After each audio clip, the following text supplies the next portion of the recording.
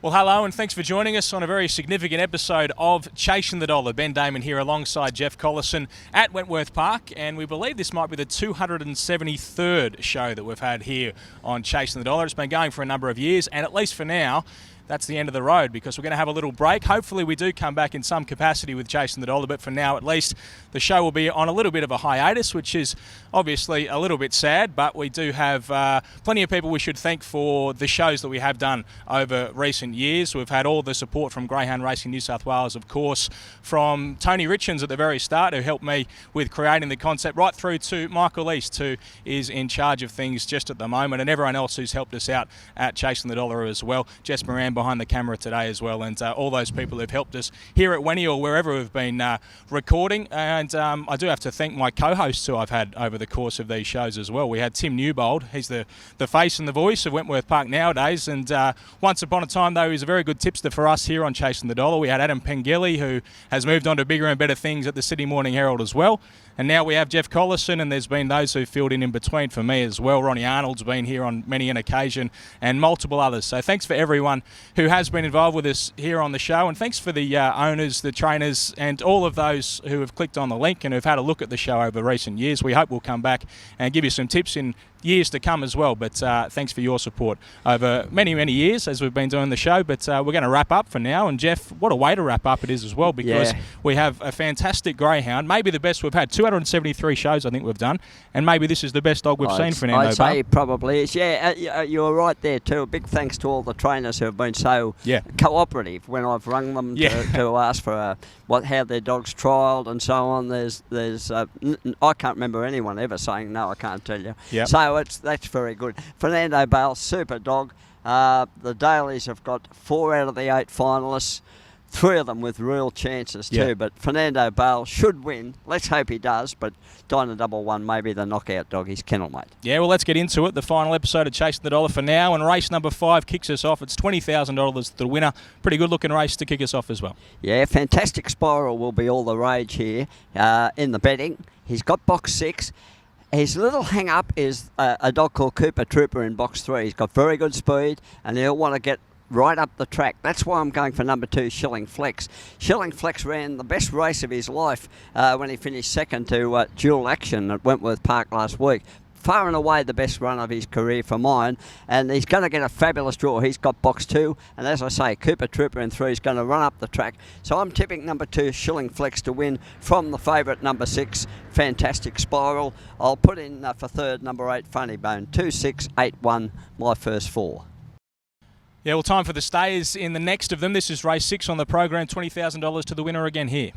Well, Lithgow Panther's got a terrific draw. Rattle came from last to finish third over 520 metres here on Monday night. That run will top him up superbly for the 720 here. He ran 42.21 off an inside box to win over 720 metres at his, I think it was his last Wentworth Park 720 metre test.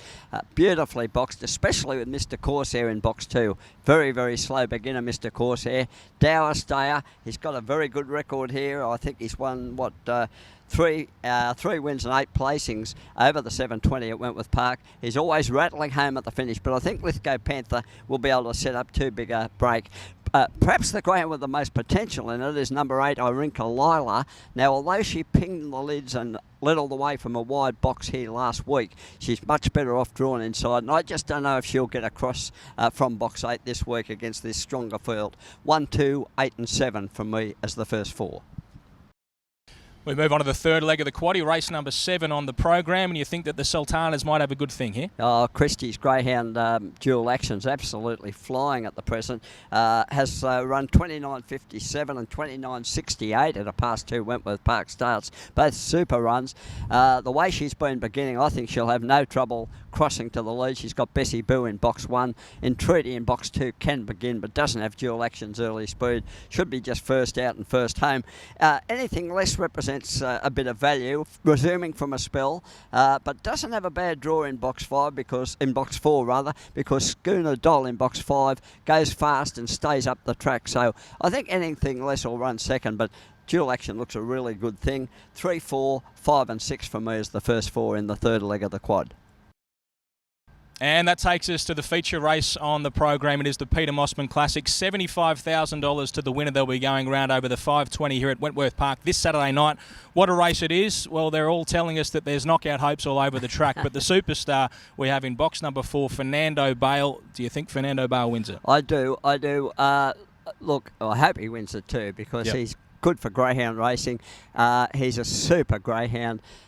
He actually misjudged the start slightly last week when he won. He was only about 4th away. He's normally 1st away, but he was still running 2nd at the first turn, still was able to win by 10 lengths, and still ran the fastest time in the semi-finals. The fantastic, the formidable Fernando Bale, I think he'll be just about first out and first home. I'd have been a little bit worried if Elfin Bale, his kennel mate, had drawn outside him, but she's drawn in box 3 inside him. She's a real lid pinger too.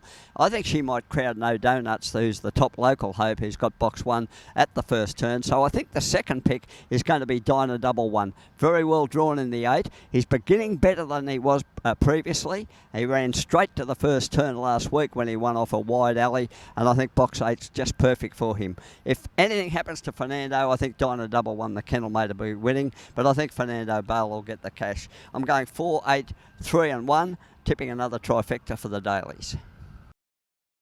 Okay, Jeff, give us your best bet, your best value and your quaddie for Saturday night. Okay, well, race 1, my best bet, Nangar Flash from the Dennis Barnes kennel, went like an absolute rocket on a bog track here, broke 30 at his first run in a race last Monday night, and not a lot of speed around him. I think he'll be first out and first home. He's got box 4. My best value bet is Shilling Flex, race 5, number 2. Now, the quaddie I'll take 2 and 6 in the first leg, 1, 2, 8 in the second leg, 3, 4, 5 in the third leg, and 4, 8, 3 in the fourth leg. Okay, Jeff. Well, there you go. That is the final episode of Chasing the Dollar for the time being, at least. Thanks for your time. Thanks for your tips, and happy punting over the weekend and in the future. Let's hope we go out with a bang, and thanks for all your help, Ben. Yeah, no worries at all. And we'll see you next time on Chasing the Dollar. Goodbye, everyone.